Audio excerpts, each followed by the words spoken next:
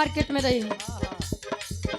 अले हाल ककाई पियावा के बिन चलुए इन जन छापता हाल ककाई बिन चलुए इन छापता।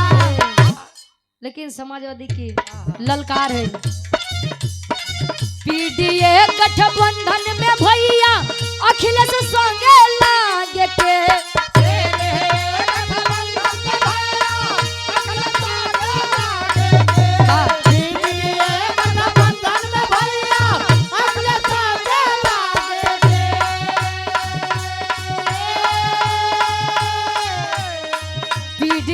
गठबंधन में भैया अखिलेश संगे लागे के साइकिल वाली निशानिया के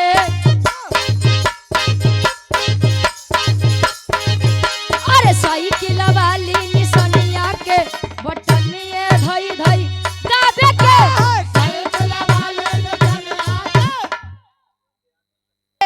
साइकिल वाली निशानिया के बटनिए धई धई दाबे के। एक बात आप लोगों को मैं बता दूं कि वह समय था साहब जब हमारे गले में हाड़ी और कमर में झाड़ू लटकाई जाती थी। संविधान की देन है आज गले में टाई कमर में बेल्ट और हम लोग मान सम्मान से चलते हैं। डॉक्टर इंजीनियर बना थे तो संविधान के चलते। अच्छा एक बात बा ये प्रधानी के चुनाव हो वाला बा तो साले सोचत हैं कि सीट कोने वाली आई पता नहीं जनरल आई कि एससी आई कि एसटी आई। संविधान के बदौलत आप प्रधान बन रहे हैं जिला पंचायत बन रहे हैं हर एक चीज में आप आगे जा रहे हैं। अजल प्रधानी जीती है तब मेरे रुए जाए के माई आप के देन बा हमार दुल्हा प्रधानी जीती के बाद यह है साहब। लोग अपने संविधान को नहीं बचाने में परेशान है दूसरे चीज में परेशान है कौन चीज में परेशान है ना आप लोग जानते हैं। 144 साल बाद कुंभ मेला लगा था। बताए वाले बड़े आराम से बताए दिए कि कितना जरे बालू नीचे तरन तार पाएगी उस परिवार पर क्या बीती होगी जो गाड़ियां लवारिस खड़ी थी। ये सब क्यों नहीं देखा बस कईयों जने पिंडा दान पाएगी। आखिरी लाइन बा अरे रे मेरे जान थे मुलायम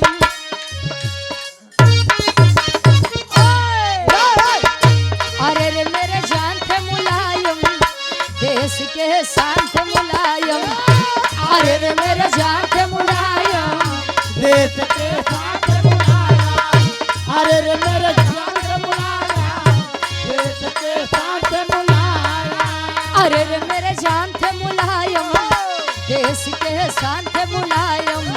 स्वागत है भैया अखिलेश का। अशोक यादव जी बड़े भैया इसी ग्राम के निवासी 100 रुपए देकर सम्मान किए। कहे अरे रे मेरे जान थे मुलायम। सीता जी को रावण लेकर गया था साहब। ये सब कहते हैं दशहरे पर रावण का पुतला बनाकर सभी लोग जला देते हैं। एक 3 साल की बच्ची थी छोटी सी बच्ची थी सोचिए 3 साल की उसके साथ बलात्कार हो गया रेप हो गया। उन लोगों को क्यों नहीं जिंदा जलाया जाता है? ये रावण साले टहल रहे हैं।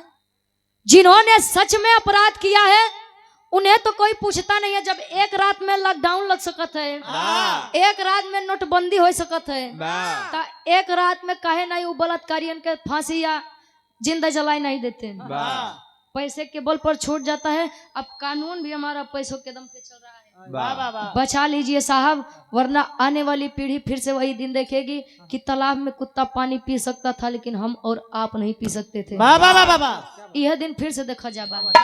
इसीलिए बचा लीजिए संविधान को। शादी विवाह में पंडित जो लोग कथा पढ़ते हैं क्या पढ़ते हैं? शूद्र गवार ढोल पसुनारी सकल ताड़ना इनका लोग का जितने बजौबा इतने लोग सही रही हैं। और उस तुलसीदास जी की रामायण को लेकर आप बहस करते हैं। संविधान को जब कोई उल्टा बोलता है तो कोई कलाकार, हालांकि कुछ कलाकार हैं जो आगे आते हैं, लोग भी नहीं बोलते हैं, लेकिन भाई रामायण पे एक शब्द क्यों उंगली कर ले तो देखा मार हो जाई।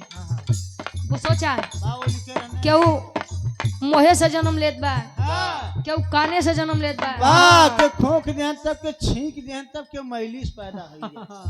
तो काहे नहीं अब होता हो भैया।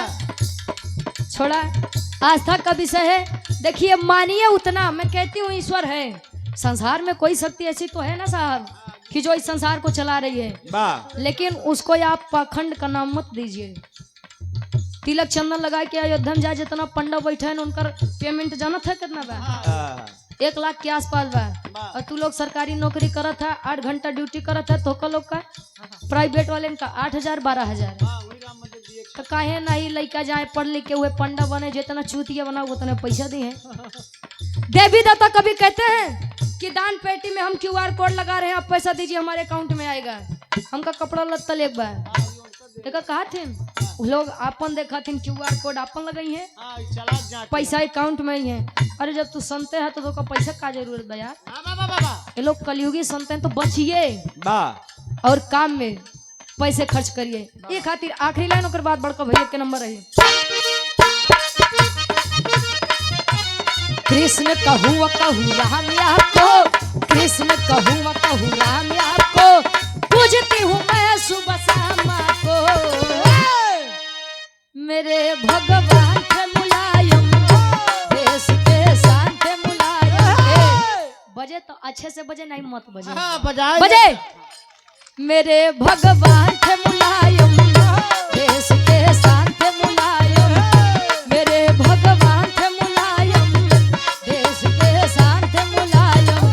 स्वागत है भैया अखिलेश का, मेरे भगवान थे मुलायम, देश के शान थे मुलायम।